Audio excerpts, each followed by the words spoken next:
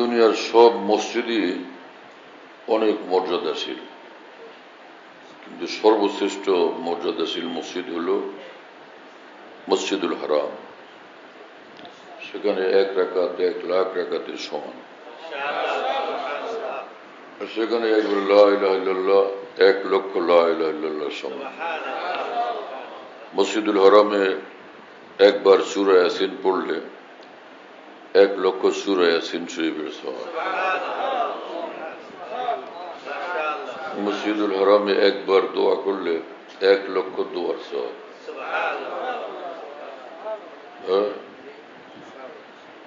মসজিদুল হারামের প্রতিটি নেক আমল সেটা 1,00,000 আমলের সওয়াবের বরাবর হয়ে যায়।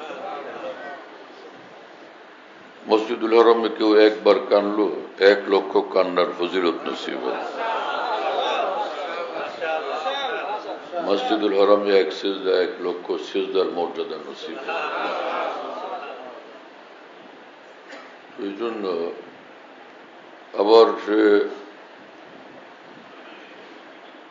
বাইতুল মুকাদ্দাস বিশেষ মসজিদ, ফজিলতওয়ালা মসজিদ। মসজিদে নববী বিশেষ ফজিলতওয়ালা। তো এরকম কিছু দিন রাতও আছে যেটা বড় মর্যাদাশীল। জিলহজ মাসের প্রথম 10 দিন অনেক উচ্চ মর্যাদাওয়ালা, অনেক বেশি ফজিলতওয়ালা। জিলহজের প্রথম 10 দিন ওয়ালায়ালিন আশ। কোরআন শরীফে আল্লাহ পাক ওই জিলহজের প্রথম 10 রাতের কসম করছেন। জিলহজের প্রথম 10 রাতের কসম করে বলতেছি, সেই 10 দিনও অনেক মর্যাদাওয়ালা। হ্যাঁ, ওই সময় রোজা রাখা অনেক বেশি ফজিলতের আমল। রমজান মুবারক, রমজানের দিনগুলো কত ফজিলতওয়ালা। রোজা রাখে মানুষ, রোজার হালতে আল্লাহ পাকের খাস রহমতের মধ্যে থাকে এবং রোজাদারের দোয়া, রোজা অবস্থায় যে দোয়া করে দোয়া কবুল হয়ে যায়।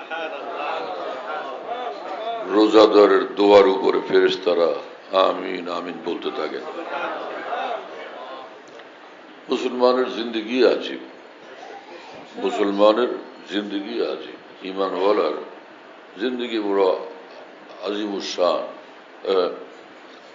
কাফের মুশরিক যারা বেদিন, ওদের কোটি কোটি বৎসরের চেয়ে, ওদের কোটি কোটি বৎসরের চেয়ে বেশি দামি ঈমানওয়ালার একটা দিন।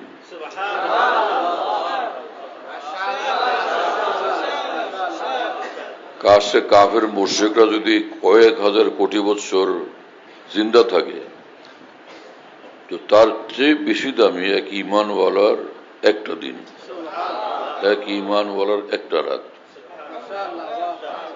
বরং এক ঈমানওয়ালার ওদের হাজার হাজার লাখ লাখ কোটি কোটি বৎসর জিন্দগির চেয়ে এক ঈমানওয়ালার এক একটা মিনিট, এক একটা সেকেন্ডের দাম বেশি। ঈমান তার সিনাতে আছে, এর নাম মুসলমান। ঈমানের কি শান, ঈমানের কি মর্যাদা। ঈমানওয়ালার মর্যাদা দুনিয়াতে মানুষ দেখে না, বুঝেও কম মানুষের, কিন্তু মৃত্যুর পরে দেখা যাবে ঈমানওয়ালার কি শান, কি মর্যাদা। ঈমানওয়ালার মৃত্যু হলে সে জান্নাত তো হাসরের মাঠ, হাসরের ময়দানের পরে আল্লাহ পাক বুঝিয়ে দিবেন ঈমানওয়ালাদেরকে, কিন্তু সে হাসরের দিন আসার আগে তো কত হাজার বৎসর পর্যন্ত কবর জীবনে, বর্জকি জীবনে থাকতে হবে। ঈমানওয়ালা দুনিয়ার থেকে যখন যায়, তো মৃত্যুর পরে সে যখন তাকে দাফন করা হয়, তো জান্নাতের দরজা তার জন্য খুলে দেওয়া হয়। জান্নাতের বিছানা তার জন্য বিছিয়ে দেওয়া হয়, জান্নাতের পোশাক তাকে পরে দেওয়া হয়।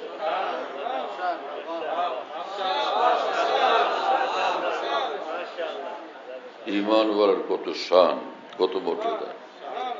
কাফের মুশরিকদের মৃত্যু হলে তো ওদের কি করে তো জানেন আপনারা।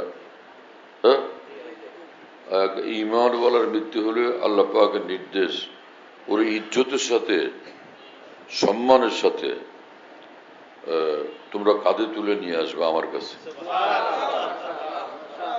হ্যাঁ, ঈমানওয়ালারা, কাফেররা না, যে পয়সা দিয়া চাকর বাকর কর্মচারী, কাফের কর্মচারী, হিন্দু বিধর্মী কর্মচারী দিয়া কবরে নিয়ে যাও না, ঈমানওয়ালাদের কাঁধে চড়ে সে এই মেহমানকে আমার কাছে নিয়ে আসো। এত বড় শান এক ঈমান। এবং ভালোভাবে সাজায় নিয়ে আসো, ভালো কাপড় পরাও এবং কাফনের কাপড়ে খুশবুও লাগাও, খুশবু লাগায় খুশবুদার বানায় পেরে নিয়ে আসো।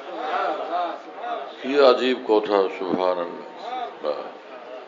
আল্লাহ তাআলার মেহেরবানি ঈমানওয়ালাদের উপরে আজিমুস শান। আমরা যদি নিজেকে সুন্দরভাবে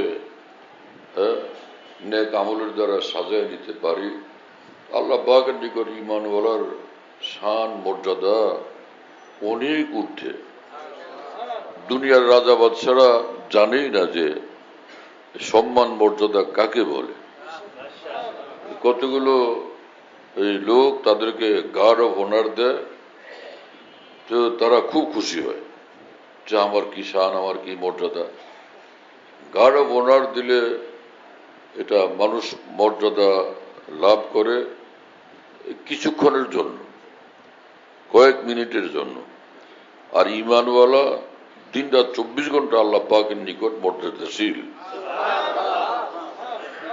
ঈমান তাকে রাজা বাদশাদের চেয়েও বড় উচ্চ সিংহাসনে আসীন বানায় রাখে দিন রাত। যে ঈমানওয়ালা সে উচ্চ সিংহাসনওয়ালা। আর যদি সেই ঈমানওয়ালা কামিল ঈমানওয়ালা হয়, কামিল ওলি আল্লাহ হয়, তো বাদশাহ যত বড় তার সিংহাসন তত বড়। ঈমানওয়ালার শান মর্যাদা অনেক উঁচু। এক ঈমানওয়ালা এক সেজদা করে, এক সেজদা কোটি কোটি বাদশাহের চেয়ে বেশি দাম। এক ঈমানওয়ালা যে জমিনের উপরে সেজদা করে, দুনিয়ার সমস্ত সিংহাসন থেকে সেই সিজদার জমিনের ধুলাবালির মর্যাদা বেশি। হ্যাঁ, আল্লাহ তাআলা আমাদেরকে ঈমানের মর্যাদা বুঝার তৌফিক দেন, ইসলামের মর্যাদা বুঝার তৌফিক দেন। আল্লাহর ইবাদত বন্দেগী, কোরআনে পাকের তেলাওয়াত, আল্লাহ পাকের জিকির এবং দোয়া মুনাজাতের মর্যাদা বুঝার তৌফিক দেন। এক এক জিকির কত দামি, একবার লা ইলাহা ইল্লাল্লাহ কত দামি, একবার সুবহানাল্লাহ আলহামদুলিল্লাহ আল্লাহু আকবার এর মর্যাদা কত বেশি। হ্যাঁ, এক একবারের লা ইলাহা ইল্লাল্লাহ। আল্লাহ রাসূল সাল্লাল্লাহু আলাইহি ওয়াসাল্লাম বলছেন, ঈমানওয়ালা বন্ধু যখন লা ইলাহা ইল্লাল্লাহ বলে, তো আল্লাহ এবং এই লা ইলাহা ইল্লাল্লাহর মাঝখানে কোনো পর্দা থাকে না, কোনো পর্দা থাকে না। এত আজিমুস শান এই কালেমা। সেই কালেমাওয়ালা মুসলমান তাহলে কত দামি।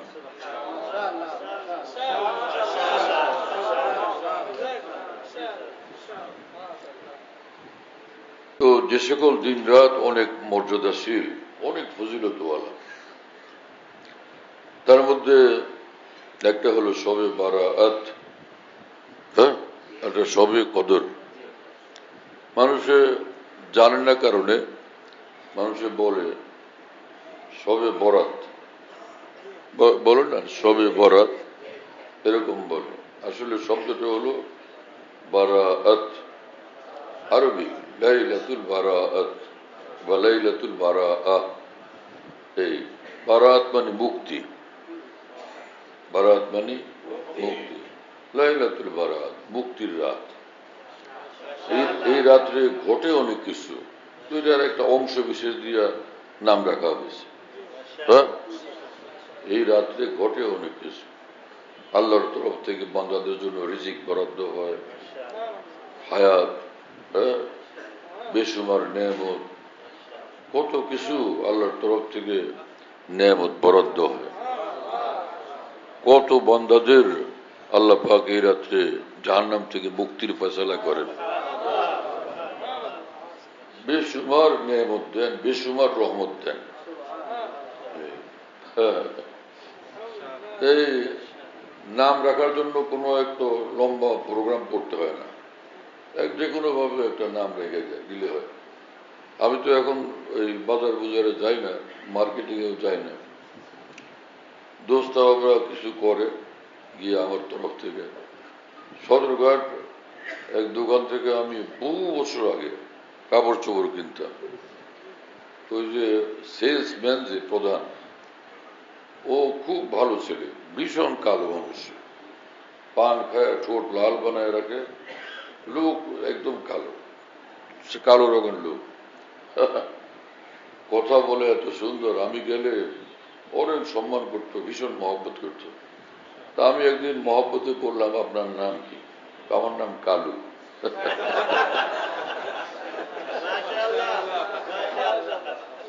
তো ওই লোকের ব্যবহার এত ভালো এবং দাওয়াত তাবলীগের সাথে যুক্ত এই লোকটা, এজন্য আমলের মধ্যে মাশাআল্লাহ অনেক সুন্দর। তো আমি তাকে বললাম যে একটা ভালো নাম রেখে দিই। আমি না, আমি নাম পাল্টাবো না, এই নাম মহব্বত করে পছন্দ করে আমার মা এই নাম রাখছে, আমার মায়ের ডাকার নাম আমি বদলাবো না। আমার নাম কালু। ও তো, আমি তো কালু বললাম একটু সুন্দর করে, ও বললো কাল্লু। আমার নাম কালু। তো মায়ের রাখার নাম তার এত পছন্দ, আল্লাহ রসুল যে নাম রাখেন সেটা কত পছন্দের। তাহলে কোরআনে কারিমের নাম আল্লাহ নিজে রাখছেন কোরআন, রাসূলুল্লাহ সাল্লাল্লাহু আলাইহি ওয়াসাল্লাম বলছেন কোরআন। আর যত নাম রাখবো তার চেয়ে এইটা বেশি দামি। কোরআনের শব্দের অর্থ কি? অনেকে শব্দের অর্থ তালাশ করে, আল্লাহ রসুল নাম রেখে দিলে সেটা এমনি বড়, এটা আবার অর্থ তালাশ করার দরকার তো নাই। যে কোরআন শরীফের সূরার নাম আছে না, এইটা নাম খুঁজা, এই নামের অর্থ কি আবিধানি করতে খুঁজতে যাওয়া আরেক পাগলের কাম। যেমন সূরাতুল বাকারা, সূরাতুল বাকারা, সূরাতুল নামল। হ্যাঁ, নওল মানে পিঁপড়া, নওল মানে পিঁপড়া। এই বাংলাদেশের এক লোক বেচারা প্রফেসর ছিল, সে কোরআন শরীফের অনুবাদ লিখছে সূরায় পিঁপড়া। ও ওটার তর্জমা করছে সূরায় পিঁপড়া। আর বাকারা, সূরাতুল বাকারা, বাকারা মানে গরু, ও লিখছে ওই তর্জমার মধ্যে, এর কোরআন শরীফ তর্জমা করছে, এটার নাম লিখছে সূরায় গরু বা সূরায় গাভী। মাথা কি পরিমাণ গরম হয়েছে এখন চিন্তা করতে পারেন। যে সকল লোকেরা সচ্চা আলেমের দিন না, দিনকে মহব্বত করে ভালোবাসে, কিন্তু তারা এইটুকুই তাদের জন্য বড় মর্যাদা যে তারা আল্লাহর দিনকে ভালোবাসে। কিন্তু দিনের ব্যাখ্যা দেওয়ার এবং দিনের কর্ণধার হওয়ার মতো দায়িত্ব নেওয়া, এটা তো ঠিক না। এই প্রফেসর বেচারা সেই জুলুমটা নিজের জীবনের উপর করল। কোরআনের সূরার কিরকম অনুবাদ করছে, ওখানে আল্লাহ রসুল সাল্লাল্লাহু আলাইহি ওয়াসাল্লাম এটার নাম দিচ্ছেন সূরাতুন নামল। হ্যাঁ, সরকারি পিঁপড়া, এটা রাস্তাঘাটে সেই পিঁপড়া, যে পিঁপড়া সে সুলাইমান আলাইহিস সালামের সঙ্গে কথা বলার যোগ্যতা রাখত, এবং সুলাইমান আলাইহিস সালাম যে পিঁপড়ার কথা শুনতেন এবং বুঝতেন, হ্যাঁ, সেই পিঁপড়ার আলোচনা ওইটার মধ্যে আসছে। সেই পিঁপড়া কত মর্যাদাশীল। আসহাবে কাহফ মানে আউলিয়াদের এক জামাত, নবীদের জামাত না, আউলিয়াদের এক জামাত, আউলিয়াদের একটা দল। তারা কাফের মুশরিক বাদশার হুকুমত থেকে হিজরত করে চলে গেছেন দ্বীন ঈমান হেফাজতের জন্য, তাই না? তো এক গুহার মধ্যে গুহার গর্তের মধ্যে তারা গিয়ে আশ্রয় নিয়েছেন। কাহাব মানে গর্ত, গুহা। তো আসহাব মানে ওই ওখানে সাথী। তো আসহাবুল কাহাফ ওই গুহাওয়ালা, মানে এই সব এরা তো আউলিয়া গ্রাম ছিলেন। কি কথা বুঝলেন? তো ওখানে আসহাবে কাহাফরা যেখানে শুয়ে থাকছেন, একদমই বেহুশ ঘুমাইতেছিলেন। তো একটা কুকুর ওদের গুহার বাইরে তাদেরকে পাহারা দিতেছিল, ওখানে থাইকা পাহারা দিতেছিল। তো সেই কুত্তা যে পাহারা দেয়, সে কুত্তার প্রতি আল্লাহ পাকের এমন মায়া লাগছে যে ওর কথা আল্লাহ কোরআন শরীফে উল্লেখ করছেন, কালবুহুম বাসিতুন দিরাইহি বিল ওয়াসিল। যা ওই যে সেই গুহার আঙ্গিনাতে এই ওদের কুত্তাটা, ওদের সঙ্গে সঙ্গে যে কুত্তা সারা রাস্তায় থাকছিল, সে কুকুরটা সে পা ছড়ায় দিয়ে, পা বিছায় দিয়ে সেখানে আসে। এটাও রব্বুল আলামিন কোরআন শরীফে বয়ান করছে। ওইটার সূরা যদি নাম রাখা হয়তো সূরাতুল কালব, ওই লোক ওইটার অনুবাদ করে হইতো সূরায়ে কুত্তা। জাহেলের যে কাজ, জাহেলের যে কাজ, হ্যাঁ, এক একজনে ইসলামের বয়ান দেন, নিজে গোমরা, পথভ্রষ্ট, মাথা নষ্ট, ইসলামের ব্যাখ্যা দেয়। হ্যাঁ, নানান জায়গায় এখন নানান বক্তৃতা করে যে ভোট দিয়া যে এমপি নির্বাচন করা এবং দেশের যে দেশ পরিচালক নির্বাচন করা, সেটা ফরজ নামাজের চেয়ে, রোজা নামাজের চেয়ে এটার মর্যাদা বেশি। একদল জাহেল লোক এই সকল কথা বয়ান করতেছে। এরা বিলকুল জাহেল, দিন কিছু বুঝে না। এদের মাথার উপর আল্লাহর আযাব নাযিল হয়েছে, মস্তিষ্ক নষ্ট হয়েছে এগুলো।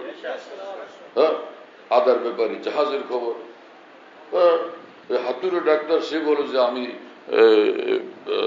পিজি হসপিটালের সার্জন, ঢাকা মেডিকেলের সার্জন। হাতুড়ে ডাক্তার সে বলে আমি মেডিসিন বিশেষজ্ঞ, প্রফেসর। এইরকম অবস্থা এদের। হ্যাঁ, ভাত পায় না, হ্যাঁ, যে আসে না, ভাত পায় না নওয়াবজাদা, ভাত পায় না নওয়াবজাদা, খুদ পায় না খাইতে নওয়াবজাদা। এই সকল লোকদের অবস্থা এরকম। বলে বেড়ায় যে ফরজ নামাজের চেয়ে জিহাদের ফজিলত বেশি। মাথা নষ্ট। আরে ফরজ নামাজ এটা তো একটা দায়মি আমল, দায়মি ফরজ, দায়মি ফরজ, প্রতিদিনের ফরজ। জেহাদ কি এরকম কোনো কিছু? দায়মি কোনো একটা স্থিতিশীল আমল। জেহাদ রোগীর অপারেশনের দরকার হলে অপারেশন করা হয়। এটা কি প্রতিদিন সকাল সন্ধ্যা প্রত্যেকের ধরে ধরে লাইন দাও, প্রত্যেকের অপারেশন করবো? এই মেয়েরা সব লাইন দাও, মুসল্লি তোমরা লাইন দাও, বাজারের লোকদেরকে ধরে ধরে লাইন দাও, তোমাদেরকে অপারেশন করবো। আমরা ছোটবেলা যখন পড়তাম না প্রাইমারিতে, তো হঠাৎ দেখতাম যে কারা জানি আসছে প্যান্ট শার্টওয়ালা, আর তো সে মাস্টাররা আমাদেরকে ঘেরাও দিয়ে দিত লোক দিয়া, একটাও যেন পোলাপন বেরোতে না পারে। পরে ধরে ধরে সেই জমানায় এখানে হাতের এইখানে ওই টিকা দিত, সেই টিকা বড় ভীষণ বিপজ্জনক। ধরে একটা বছর দিত, সুই ঢুকে পড়তো ভিতরে, অনেক জায়গা নিয়ে সেইটা পরে একদম জখম হয়ে গা হয়ে যেত, গোল গা, সুন্দর গোল একদম। আমার এখানে আছে 2-3টা গা শুকাইছে, সে প্রত্যেকের আমাদের হাতে এরকম 2টা 3টা করে 4টা করে এরকম গোল গা আছে, মার্বেলের মতো গোল। ধর রে ধর, ওরে এইরকম ধর রে ধর, এটারে শোয়া, এটারে অপারেশন কর, এইরকম কোন তরিকা আছে? জেহাদ তো অপারেশন, জেহাদ হলো অপারেশন। এটা তো দিনটা 24 ঘন্টা চলার বিষয় না। নামাজ সেই আমল যেটা রাসূলুল্লাহ সাল্লাল্লাহু আলাইহি ওয়াসাল্লামকে আল্লাহ পাক মেরাজে নিয়ে দান করছেন।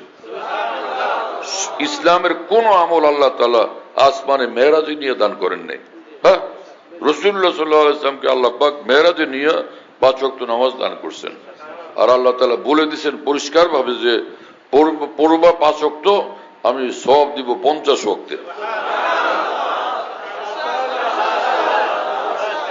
এবং আল্লাহ পাক মজবুত ভাবে বলে দিয়েছেন লা ইউবাদদালুল কাউলু লাদাইয়া, আমার কথা পাকা, এর মধ্যে কোনো পরিবর্তন নেই, কোনো হেরফের নেই। যেটা বললাম এটা পাকা কথা, 50 ওয়াক্তের সওয়াব দেব।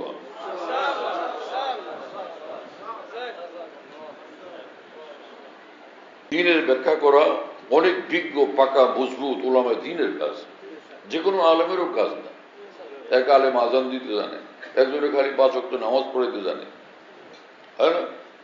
এই আলেম জানাজাটা পড়াইতে জানে, তো তার নামাজ শুদ্ধ, কেরাত শুদ্ধ, ঠিক আছে।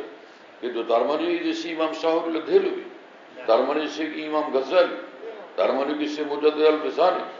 হ্যাঁ, বড় ওলামায়ে দ্বীন যারা পৃথিবীতে, সে ওলামায়ে দ্বীন দ্বীনের ব্যাখ্যা করবেন। আর বাকি ওলামায়ে দ্বীন যারা ছোট ছোট ওলামা, তারা সে বড় ওলামায়ে দ্বীনের ব্যাখ্যা অনুসরণ করে আল্লাহর দ্বীনের উপরে আমল করবে। আর সাধারণ মুসলমান যারা, তারা নিজের জান্নাত বানাবে, আখিরাত বানাবে এই ওলামায়ে দ্বীনের দ্বীনী ব্যাখ্যার অনুসরণে। হ্যাঁ, হাতুড়ো ডাক্তারের কথা শুনে দ্বীনের উপর চলা যাবে না। কথা বুঝতেছেন? যে বাবা তো আলেম না, বাবা কি বলবে না সন্তানদেরকে উঠো নামাজ পড়ো, বলবে না? স্বামী তো আলেম না, স্বামী কি বলবেন না স্ত্রীকে যে চলো আসো নামাজ পড়ো? হ্যাঁ, স্ত্রী আলেম না, তাই বলে স্ত্রী কি বলবেন না স্বামীকে উঠেন নামাজে যান, মসজিদে যান, বলবেন?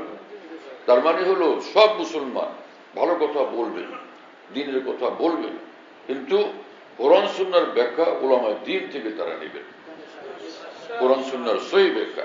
এজন্য উলামায়ে দ্বীনের দ্বীনী মজলিসগুলোতে, খালেদ দ্বীনী মজলিস, সেখানে বসা উচিত, যাতে করে সহি দ্বীনের কথা আমরা জানতে পারি আর সেই মোতাবেক আমাদের দ্বীন ঈমানি জিন্দেগি করতে পারি। হ্যাঁ, তো শবে বরাত বড় মূল্যবান রাত, শবে কদর ভীষণ দামি রাত, এটাকে আমরা আমলের মধ্যে লাগাই। হ্যাঁ, এখানে আমি আসছিলাম ইংরেজি 85 সালে।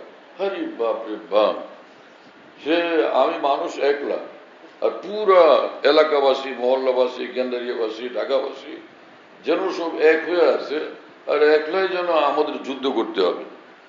সে কি ভয়াবহ শবে বরাত, শবে কদর, রাস্তা রাস্তায় দৌড়াদৌড়ি, ছুটাছুটি, ওই কি এগুলো পিঠা, হালুয়া, রুটি, পিঠা, লাঠা, এগুলো তামাম সব নিয়ে রাস্তা রাস্তায় দৌড়াদৌড়ি, ছুটাছুটি, ওই বাসা যায়, সেই বাসা যায়, কি করে না করে। আল্লাহ পাক বলছেন যে এই রাত্রে একটু ইবাদত করে, আমল করে, সেজদা করে, কান্নাকাটি করে আমার একটু খুশি করে দে। আল্লাহ পাক বললেন কি আর ওরা করলো কি? আল্লাহ পাক বলেন যে আমার নিয়ে ব্যস্ত হও, এই রাতটা একটু আমি দেখি কি করতেছো অন্তত এই রাতটা। সব পিঠালাটা নিয়ে ব্যস্ত হয়ে গেছে, জামাই বাড়ি, বিয়াই বাড়ি, শ্বশুর বাড়ি। হ্যাঁ, আমি এখানে আসছি 85 সালে। আমি ভাবলাম যে আমি কোথায় আসলাম, কি করলাম। বড় কঠিন এক জায়গা ছিল ওই ডালকানগর, ভীষণ সিরিয়াস, দিন বলতে ছিল না, দিনের বুঝ তো একদম নাই, এরকম হাল।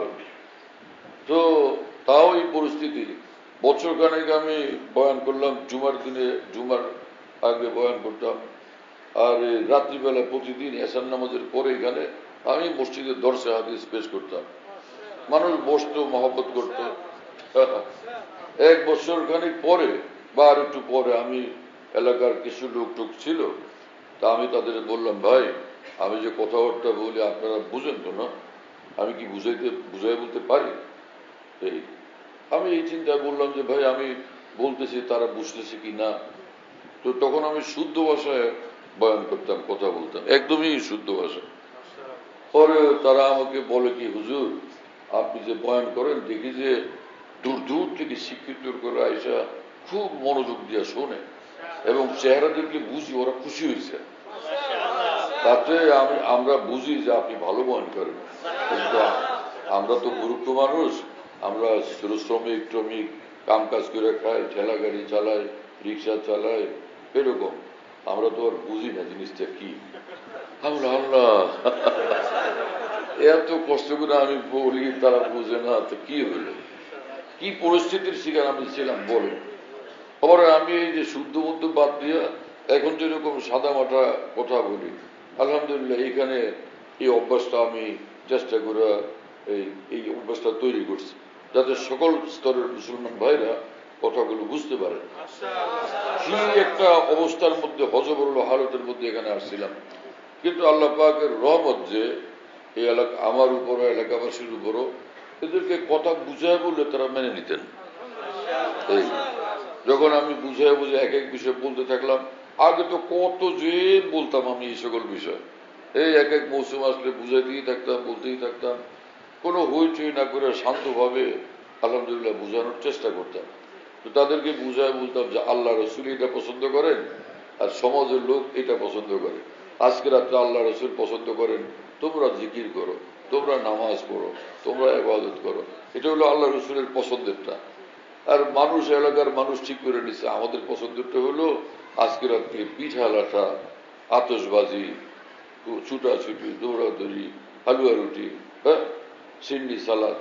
এখন আল্লাহ রসুলেরটা দিবেন না যা মানুষের চালাই দিচ্ছে সেটা করবেন, কারণ আপনারা ঠিক করেন। মানুষ দল বান্ধা বলতো আমরা আল্লাহ রসুলের দিকে আছি। ভাই মুসলমান তো তার দিল আওয়াজ দিতেছে না আমি আল্লাহ রসুলের কথার মধ্যে আছি, আমি উল্টার অন্যটার মধ্যে যাব না। সহজেই এলাকার মুসলমানরা একদম এগুলো ত্যাগ করে দিছে। এটাও আল্লাহ পাকের খাস রহমত ছাড়া সম্ভব না যে মানুষের দিলকে আল্লাহ এরকম বানায় দিচ্ছেন, তাদের দিল ইমানওয়ালা কথাগুলো পছন্দ করে নিছে, কবুল করে নিছে। এটা রব্বুল আলমের সীমাহীন মেহরবানি। ঈদের দিনে এই যে দু কোলাগুলি জোয়ানরা বুড়া বুড়া মানুষের লোকে আইসা এত জোরে ধাক্কা মারত যে বুড়া বেটার খাসা নড়ে যেত। ওরা এইদিকে এক ধাক্কা, ওইদিকে এক ধাক্কা, এদিকে তিনটা ধাক্কা দেয়, ধরেই 3 ধাক্কা দেয় জোরে জোরে। তা আর আমি যখন এখানে 85তে ইমাম, আমি তো একদম পাতলা দুর্বল ছিলাম। আমার দাদা পীর বড় আব্দুর রহমান রহমতুল্লাহ আমাকে খুঁজতেন, যখন বলতেন ও দুবলা পাতলা সে লড়কা কাহা হয়, ওই দুবলা পাতলা মানে একদমই যে পাতলা পুতলা পোলাটা কই, এটা আমার খুঁজতেন তিনি। এইরকম তো আমারও ধরে যদি এই জোয়ানরা ঠাসা দিত আমারও তো খুঁজে পাওয়া মুশকিল। যাই হোক, আল্লাহ তাআলার অশেষ রহমত যে আল্লাহ মুসলমান ভাইদেরকে দিনের কথা বলার তৌফিক হয়েছে এবং তাদের উপর আল্লাহ পাকের এত বড় মেহেরবানি, আল্লাহ রহমতে তারা এটা কবুল করছেন এবং আন্তরিকভাবে কবুল করছেন, যার কারণে এলাকা থেকে এই সকল জিনিস যেগুলো ভুল জিনিস সেগুলো একদম উঠে গেছে। আল্লাহ পাক উঠাই দিয়েছেন, আল্লাহ পাক দূরে সরাই দিয়েছেন। আমল করি কম হোক কিন্তু আল্লাহর নজরের জন্য পছন্দ হয়ে যায়, আল্লাহর রসুলের নজরের জন্য পছন্দ হয়ে যায়। যে সুন্দর আমলটা আমাদের কাছে দিল, আমার জন্য করল, কাজ হয়ে গেল। আর সারা রাত যদি কেউ জায়গা থাকে খুব ভালো, একটা রাত মাশাআল্লাহ পাইছি, ইবাদত বন্দি করলাম, হ্যাঁ। আর যদি মাঝখানে ঘুমাইছে যায় তো ওই সময় একটু ঘুমাইও নিলাম, ঘুম আসলে ঘুমিয়ে নিলাম। এখন ওই ছেলে আমল করতেছে, কোরআন শরীফ পড়তেছে, আর ওর মা পাশ থেকে দেখতেছে, ওই তেলাওয়াত করে আর একটু পর পর কাইতে হয়ে যায়, এদিক কাইতে হয়ে পড়ে ওদিক কাইতে হয়ে পড়ে, ঘুমের জ্বালা। মা তখন কি বলবে যে আরো পর, নাকি বলবে একটু ঘুমা, একটু আরাম কর, পরে না ওইটা আবার পড়বি। তো মায়ের চেয়ে আল্লাহ রসুলের দয়া কি কম? আল্লাহ রসুলের মা কি মায়ের চেয়ে কম? তাহলে এজন্য ইসলামকে আমরা বুঝি না, নিজের খেয়ালের মধ্যে জজবার মধ্যে ইসলাম বোঝার চেষ্টা করে আরেকজনকে বোঝানোর চেষ্টা করে বড় বড় ভুল করে ফেলি আমরা। হ্যাঁ, এইভাবে না। বাস রাসূলুল্লাহ সাল্লাল্লাহু আলাইহি ওয়াসাল্লাম বলছেন যে ইন্নাল্লাহ লা ইয়ামাল্লু হাত্তা তামাল্লু, আল্লাহ ক্লান্ত হন না সওয়াব দিতে দিতে, তোমরাই ক্লান্ত হয়ে যাও বেশি রকমের জিম্মাদারি নিয়ে কাম করে, পরে একদম পুরাই সব বাদ দিয়ে দেয়। অনেকে জজবার চোটে এত শুরু করে, পরে কিছুই আর করে না। কিরে ভাই তোমার আর দেখি না যে আসে একটু ঝামেলা ঝুমেলা, শরীরটাও ভালো না, মা মারা গেছে, কথা কতগুলি রে একসাথে বলে, শরীরটাও ভালো না, মা মারা গেছে, এবং ব্যবসা বাণিজ্যের মানে এমন পেঁচায় কথা বলে যাতে ওই লোক জব্দ হয়ে যায়, ওই লোকজন আর এত কথা শুনে আর কোনো কথা বলতে না পারে। এ কোনো তরিকা হইল? ওরে তো জব্দ করলা নানান কথা বলে, যে আমলে আসো না, নামাজে আসো না। সেই জন্য ওই লোকটা কিছু বুঝাইতে চাইলে, বলতে চাইলে তারে এক গাঠি কথা দিয়ে জব্দ করে ফেলছ, কিন্তু কাল কিয়ামতে মহান আল্লাহকে জব্দ করবা কি দিয়ে? হ্যাঁ, কিয়ামতের দিন আল্লাহকে কি কথা দিয়ে জব্দ করা যাবে? এজন্য হুঁশওয়ালা এবং বুঝওয়ালা মানুষের কাজ এখনই হুঁশে আসা, এখনই ভালো আমল করা। আর ভালো আমল বলতে সারা দুনিয়ার আমল করতে হবে না, সারা দুনিয়ার আমল করা কোনো জরুরি না। ফরজ নামাজ ধরি, রমজানের রোজা ধরি, হ্যাঁ, হালাল খাই, হালাল কামাই করি, গুনাহ থেকে বেঁচে থাকি, এইটুকু কাজ করলে, আর কোনো মাখলুকের উপরে, কোনো মানুষের উপরে জুলুম না করি, বাস এতটুকু কাজ করলে এই মানুষ একদম আল্লাহ রসুল সাল্লাল্লাহু আলাইহি ওয়াসাল্লাম বলছেন সোজা জান্নাতে চলে যাবে। কোন হুজুর, কোন ইমাম, কোন খতিব, কোন পীর, কোন গাউস ওই লোকের ঠেকাইতে পারবে না, জান্নাত, ওর জান্নাতকে ঠেকাইতে পারবে না। হ্যাঁ, আমি এত বড় হুজুর, এত গাউস, এত আমল করলাম, আর তুই কিছুই না করলে ফরজ আর ওয়াজিবটা আদায় করলে জান্নাতে যাবি, খারাপ তোর আমি দেখেছি, দেখে নি। কেউ কাউকে দেখে নেওয়ার কোনো সুযোগ ওখানে নাই। ফরজ ওয়াজিব আমল জমা দিতে পারলে, গুনাহ থেকে বাঁচতে পারলে, আর হালাল খেয়া মরতে পারলে, আর কাউকে কষ্ট না দিয়ে, কারো হক নষ্ট না করে মরতে পারলে, এই লোকের কোনো ফেরেশতারও দরকার হবে না। হ্যাঁ, কাল হাসরের মাঠে আল্লাহ পাক বলবেন যখন যে যা তুই জান্নাতে যা, কোনো ফেরেশতার সাহায্য ছাড়া এই লোক একদম নিজের জান্নাতে নিজে ডাইরেক্ট পৌঁছে যাবে। কোন যে তাবলীগী সাথীরা গাছতে যায় তো রাহবর নিয়ে যায়, আরে জান্নাতে যাওয়ার জন্য কোনো রাহবরই লাগবে না, কোন রাহবর এবং ইমাম মুয়াজ্জিন কিছু লাগবে না। হ্যাঁ, যার যার জান্নাত আল্লাহর কুদরতে সে নিজে চিনে ফেলবে, গিয়ে একদম নিজের জান্নাতে পৌঁছে যাবে। যে বিয়ে যেদিন হয়, কলমা পড়ে যায় বাসর ঘর, তো কে ওর বউর তো ও চিনে না, আর বউ আছে কোন কামরা তাও জানে না, তো যাবে কেমনে? কামরা তো অনেকগুলি, কোথায় গিয়ে উঠবে, তো একটা ঝামেলা না। তো দাদি না হয় নানি, না হয় দাদা, হ্যাঁ, কেউ একজনের সাহায্য করে, রাহবর হয়, আয় তুই আমার লোক দাদি বা দাদা কয় ভাই তুই আমার লোক হয়, নিয়ে আসে সে একটা কামরা কর, তোর তোর বউটার মধ্যে যা তুই। তো দাদি নিয়ে, দাদি বা নানি নিয়ে ওর বউরে বুঝাই দেয়। কিন্তু জান্নাতি মানুষকে কোন ফেরেশতাও দরকার নাই যে গিয়া জান্নাত বুঝাই দিবে, রব্বুল আলামিন নিজেই বুঝাই দিবে। ফাদখুলি ফি ইবাদি ওয়াদখুলি জান্নাত, আল্লাহ পাক বলবেন হাসরের মাঠে, যা আমার জান্নাত তোরে দিয়ে দিছি, তুই তোর জান্নাতে চলে যা। কি আজীব ঘটনা বল।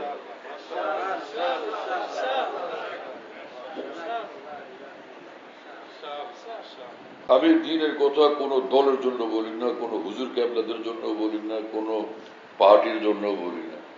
কোরআন সুন্নাহর মধ্যে যে দ্বীন, হ্যাঁ, এবং সেই দ্বীনের যে ব্যাখ্যা সাহাবা, তাবেঈন, তাবে তাবেঈন, तमाम সব আকাবের দ্বীন যে আল্লাহর দ্বীনের ব্যাখ্যা করছেন, কোরআন সুন্নাহর ব্যাখ্যা করছেন, যে যেটা দিন রাত পড়তে থাকার সারা জীবন তৌফিক হয়েছে, এখনো পড়ি, এখনো দেখি আলহামদুলিল্লাহ।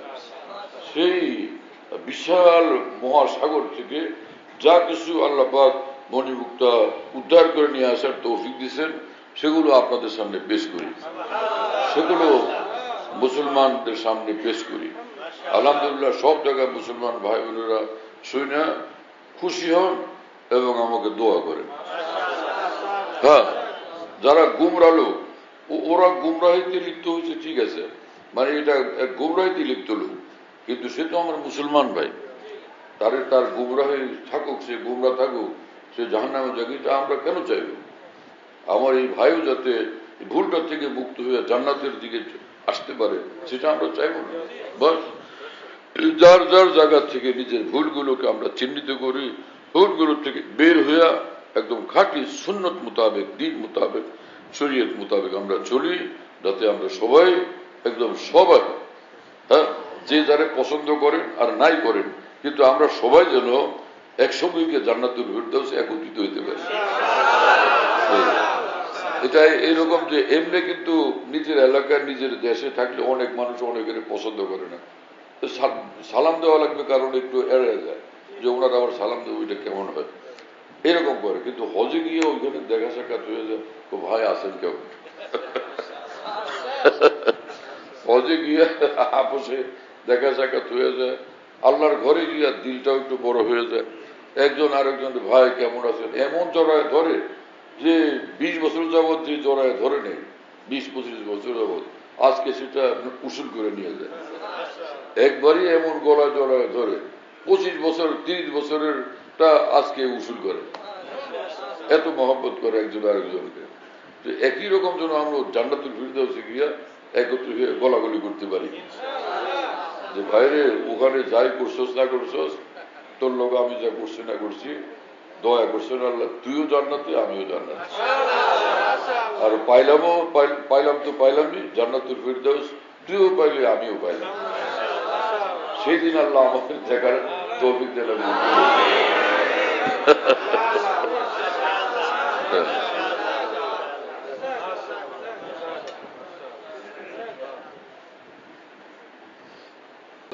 চলো দোয়া করে হ্যাঁ আমাদের এই যে মসজিদ কমিটির সভাপতি সেক্রেটারিরা আজীব ধরনের মানুষ যত যাই হয় আমি যত বয়ান করি যাই করি কিন্তু তাদের খুব খেয়াল থাকে রুমালটা চালান লাগবে ভীষণ সচেতন মানুষ এই সবক তারা বেখেয়াল হয় না যার যেটা দায়িত্ব যার যেটা জিম্মাদারি সেটার ব্যাপারে সচেতন থাকতে হয় ঠিক আছে এই 2-3 মিনিটে শেষ হয়ে যাবে এটা এরপর আমরা দোয়া করবো ইনশাআল্লাহ এক উসিলায় আল্লাহর ঘরের জন্য ফায়দা হয়ে যায় দিনের মসজিদের জন্য ফায়দা হয় সবাই শরীর থাকলে তো 10-এর লাঠি একের বোঝা বলে না অনেকে বড় নোট বাইর করতে পেরেশান হয় হ্যাঁ দিন দিন দিন দিন অভ্যাস উন্নত করা চাই হ্যাঁ আমার ছেলে জুনায়েদ ছিল আছে না ওর বয়স তখন 7-8 বছর তো কোরবানির গরু কিনতে গেছিলাম একটা গরু নাদুস টুদুস তাজা তুজা দেখে পরে আমি এটারে এই পিছন দিক দিয়ে দেখি সাইড দিয়ে দেখি গরুটাও বড় না আর কি ছোট গরু কিন্তু আমি দেখতেছি যে গরু তাজা লাগে একদম ওর বয়স হলো 7-8 বছর ও আমার সঙ্গে গেছিল দৌড় দিয়ে গিয়ে আমার কানের কাছে আমার কানের মধ্যে বলল আব্বু নজর সবসময় বড় রাখবা আমি কি কুরবানির গরু কিনবো আমি অবাক হয়ে দাঁড়ায় আছি তাহলে এইটুকু বলো আমার বলে আব্বু নজর সবসময় বড় রাখবা আরে বাপরে বাপ আমি সেদিন সেই কথা মনে হলে আমার এখনো হাসি আসে এইটুকু শিশু আমাকে ওয়াজ করে কিন্তু ওর কথায় ফায়দা হয়েছে সেটা হলো যে সব সময় সকলকে এটা বলতে ইচ্ছা করে নজর সবসময় যেন বড় রাখি অন্তত আল্লাহর দ্বীনের খেদমতের কাজে নজর জন্য বড় রাখি আল্লাহ বড় কিছু দিবেন ইনশাআল্লাহ আমার জন্য দোয়া করবেন আমি আজকে একটু সফরে যাব ইনশাআল্লাহ তাআলা সঙ্গী সাথীও আছে সাথে আমরা 120 জন মানুষ হ্যাঁ আলহামদুলিল্লাহ আল্লাহ যেন আসান করেন কবুল করেন এবং আল্লাহ তাআলা মাফ করে দেন আমার মায়ের ইন্তেকাল হয়েছে এই জানুয়ারি মাসের 12 তারিখে দোয়া করেন যে আল্লাহ তাআলা ওর মাকে মাফ করেন জান্নাতুল ফিরদাউসের সবচেয়ে আলা মুকাম দান করেন আমরা নিজেদের আপনজন যারা দুনিয়ার থেকে চলে গেছেন যেই হোক নিজের মুরব্বিয়ানে কেরাম বা নিজের আপনজন আত্মীয় স্বজন প্রিয়জন আমরা 3 বার কুল আল্লাহ শরীফ পড়ি একবার সূরা ফাতিহা পড়ি এই খেয়ালে এই নিয়তে যে এর সওয়াব আল্লাহ তাদের সকলকে দিয়ে দেন 10 বার লা ইলাহা ইল্লাল্লাহ পড়ি আলহামদুলিল্লাহ রাব্বিল আলামিন والصلاة والسلام على سيد المرسلين وعلى آله وأصحابه أجمعين اللهم صل على سيدنا ومولانا محمد وعلى آل سيدنا ومولانا محمد وبارك وسلم يا أرحم الراحمين يا أرحم الراحمين يا أرحم الراحمين ربنا ظلمنا أنفسنا وإن لم تغفر لنا وترحمنا لنكونن من الخاسرين رب اغفر وارحم أنت خير الراحمين اللهم اغسل خطايانا بماء الثلج والبرد ونقي قلوبنا من الخطايا كما ينقى الثوب الأبيض من الدنس وباعد بيننا وبين خطايانا كما بعدت بين المشرق والمغرب ربنا هب لنا من أزواجنا وذرياتنا قرة أعين واجعلنا للمتقين إماما واجعلنا للمتقين إماما واجعلنا للمتقين إماما اللهم طهر قلوبنا من غيرك ونور قلوبنا بنور معرفتك أبدا اللهم حبب إلينا الإيمان وزينه في قلوبنا وكره إلينا الكفر والفسوق والعصيان اللهم اجعلنا هداة مهتدين غير ضالين ولا مضلين اللهم إنا نسألك حبك وحب من يحبك والعمل الذي يبلغنا حبك اللهم اجعل حبك أحب إلي من نفسي وأهلي ومن الماء البارد اللهم ربنا أعنا بالعلم وزينا بالحلم وأكرمنا بالتقوى وجملنا بالعافية اللهم إنا نسألك العفو والعافية في ديننا والدنيانا وفي أهلنا ومالنا আয় আল্লাহ আপনি আমাদের সকলকে মাফ করেন আমাদের জীবনের সমস্ত গুনাহ আপনি মাফ করে দেন ছোট গুনাহ বড় গুনাহ প্রকাশ্য গুনাহ অপ্রকাশ্য গুনাহ জানা গুনাহ অজানা গুনাহ সব ধরনের গুনাহ আল্লাহ আপনি মাফ করে দেন এবং সকল মুসলমানকে মাফ করে দেন আমাদের আপনজন প্রিয়জনদেরকে আপনি মাফ করে দেন আল্লাহ মেহেরবান মালিক কামিল হিদায়াত আমাদেরকে নসিব করেন কামিল তাকওয়া আমাদেরকে নসিব করেন কামিল ঈমান আপনি আমাদেরকে দান করেন আয় আল্লাহ কামিল তাকওয়া কামিল হিদায়াত কামিল ঈমান আপনি আমাদের নসিব করেন আয় আল্লাহ কামিল ইখলাস আমাদেরকে নসিব করেন সহি নিয়ত আমাদেরকে নসিব করেন আয় আল্লাহ নূরওয়ালা দিল নূরওয়ালা জিন্দগি আমাদের সকলকে দান করেন আয় আল্লাহ মেহেরবান মালিক আমাদেরকে আপনার বানান আপনি আমাদের হয়ে যান আয় আল্লাহ আমাদেরকে আপনার বানান আপনি আমাদের হয়ে যান আল্লাহ আমাদেরকে আপনার বানান আপনি আমাদের হয়ে যান আয় আল্লাহ আমাদের জন্য জান্নাতুল ফিরদাউস আপনি মঞ্জুর করেন আয় আল্লাহ জাহান্নাম থেকে আমাদেরকে বাঁচান আয় আল্লাহ গুনাহ থেকে আমাদেরকে হেফাজত করেন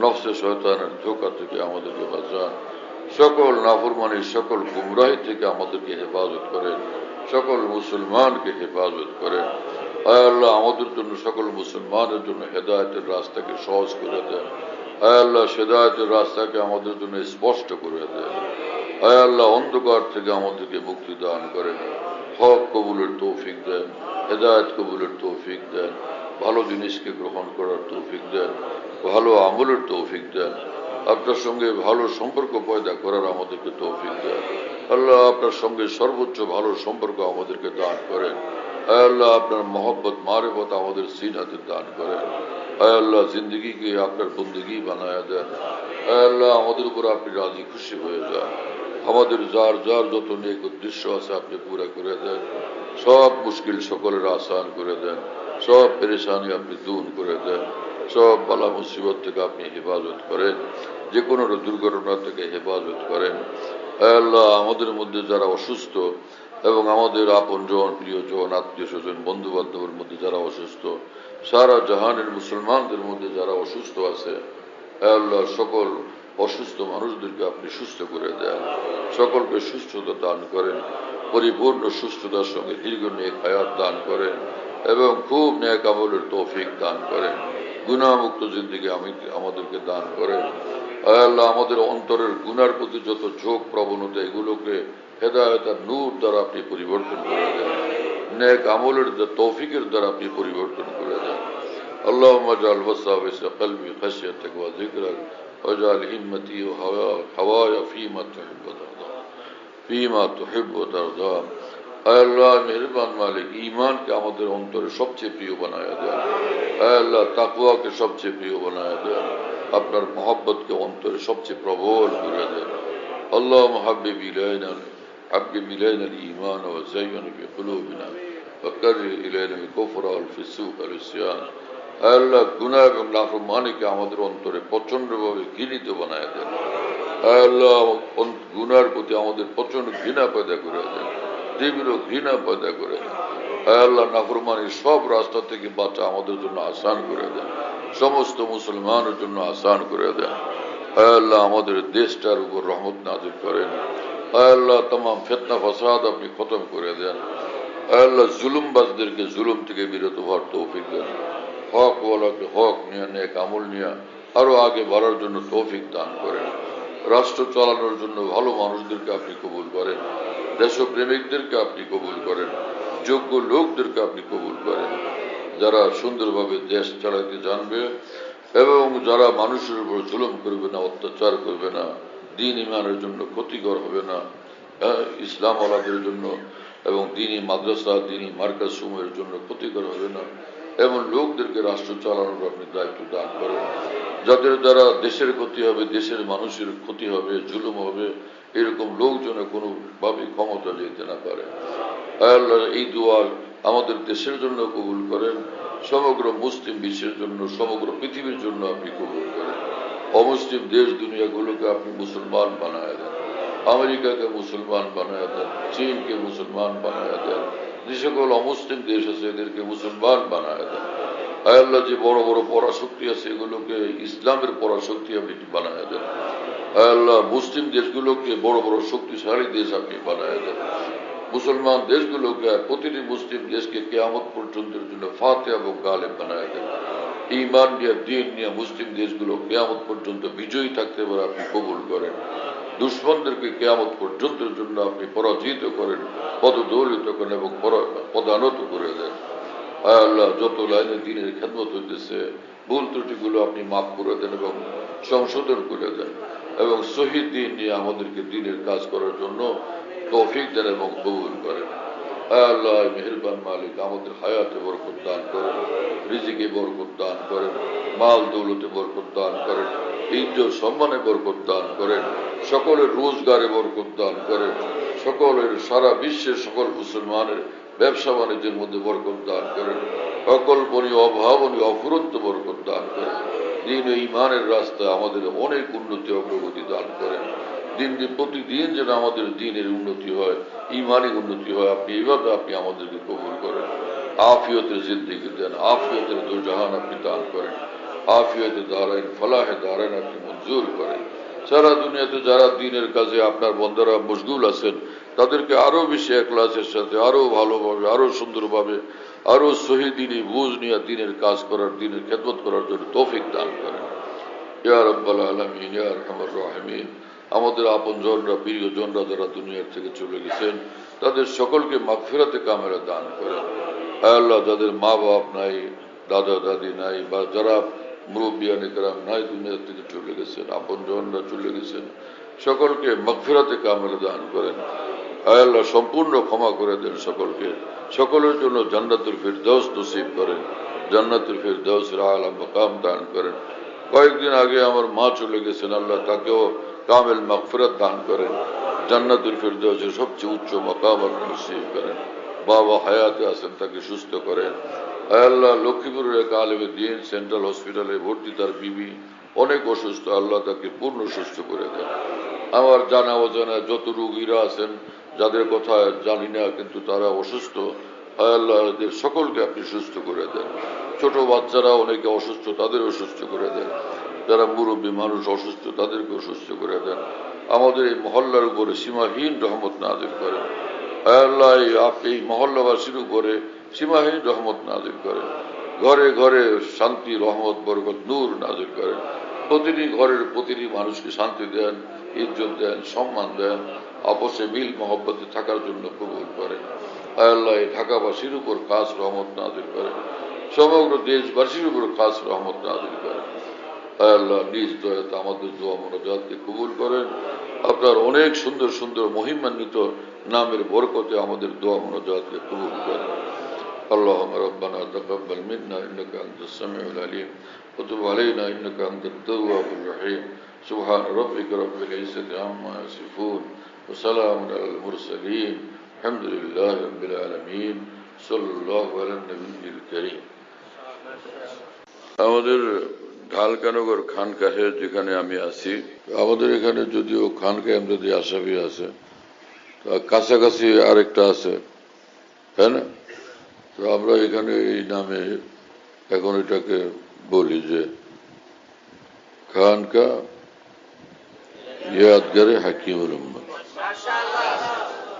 বলো, খানকা ইয়াদগারে হাকিমুল উম্মত বলো সবাই।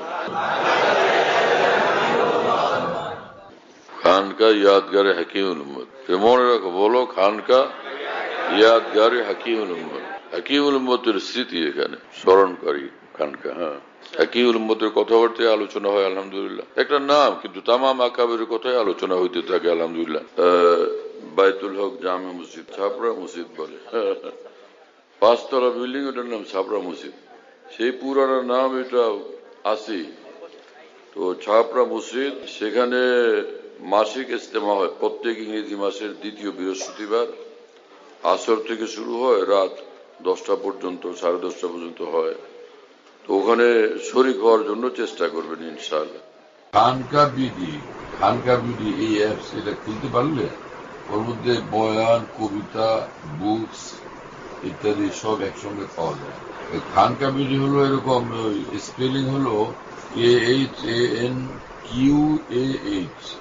এর সঙ্গে লাগালাগি বিডি, খানকা বিডি। এই অ্যাপসটা খুললে ওর ভিতরে বয়ানগুলো পাওয়া যায় সব।